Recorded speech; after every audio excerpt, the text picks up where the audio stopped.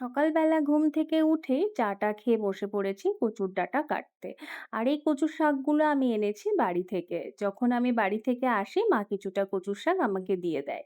আর কচুর শাকটা মা আনিয়েছিল। আমি যখন বাড়িতে যাই তখন মামুনি আমাকে বলেছিল যে তুমি বাড়িতে গিয়ে মাকে বলবে যেন একটু কচুর শাক রান্না করে খাওয়ায়। তাই আমি মাকে ফোনে বলে দিয়েছিলাম আগে থেকেই। তখন বুনুও সেটা শুনেছিল। আর বুনু শুনে বুনুর এক বন্ধুর বাড়ি থেকে এই কচুর শাক আনিয়েছিল। তা কচুর শাকগুলো ভালোই, ওখানে মা কিছুটা রান্না করেছিল আর আমি কিছুটা এনেছি।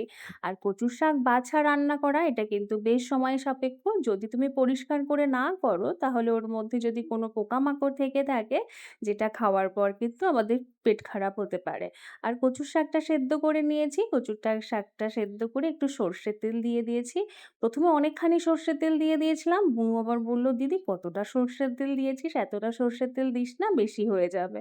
আমি আবার কিছুটা সর্ষের তেল নামিয়ে নিলাম আর ওর মধ্যে দিয়ে দিয়েছিলাম একটু কাঁচা লঙ্কা, কালো জিরে আর একটু রসুন থেতো করে দিয়েছিলাম। দিয়ে তার মধ্যে সেদ্ধ করা ওই কচুর ডাঁটাগুলো দিয়ে দিয়েছি। দেওয়ার পর ভালো করে নাড়িয়ে চাড়িয়ে যখন শুকনো, শুকনো হয়ে এসছে তখন কিন্তু ওটাকে নামিয়ে নিয়েছি।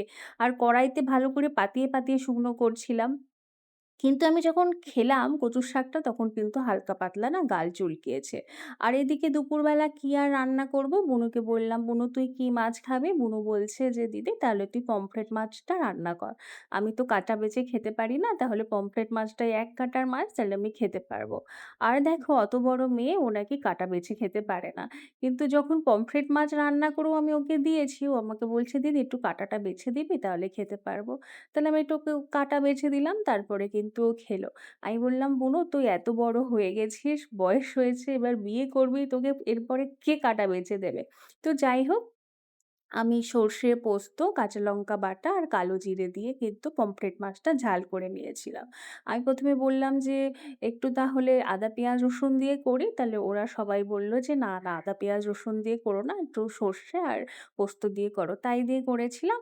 আর করে স্নান-টান করে আমি আবার একটু পুজোও করে নিলাম। কারণ আমার এটা প্রতিদিনের মানে প্রতিদিনের অভ্যাস পুজো করার, করে তারপরে আমি খাই। তারপরে পুজো আচ্চা করা হয়ে গেলে দুপুরবেলা আমি কিন্তু খেতে দিয়ে দিয়েছি সবাইকে। আর আমরা এখন ৪ জনে বসেই খাচ্ছি গল্প করতে, করতে। খুব মজাই লাগছে কিন্তু এই কদিন সবাই আমরা আছি। আর আমি খেয়ে দেখলাম কচুর শাকটা ভালো খেতে হয়েছিল কিন্তু একটু গাল চুলকাচ্ছিল সেটা তোমাদেরকে আগেও বললাম। আর মাছের ঝালটা না খুব যে টেস্ট হয়েছে তা হয়নি। ওই মোটামুটি হয়েছে কিন্তু দুপুরবেলা খেতে হবে এটাই রান্না করেছি তাই খেয়ে নিয়েছি। যাক সবাই মিলে ভালোই লাঞ্চটা সারলাম। তোমাদের কেমন লাঞ্চ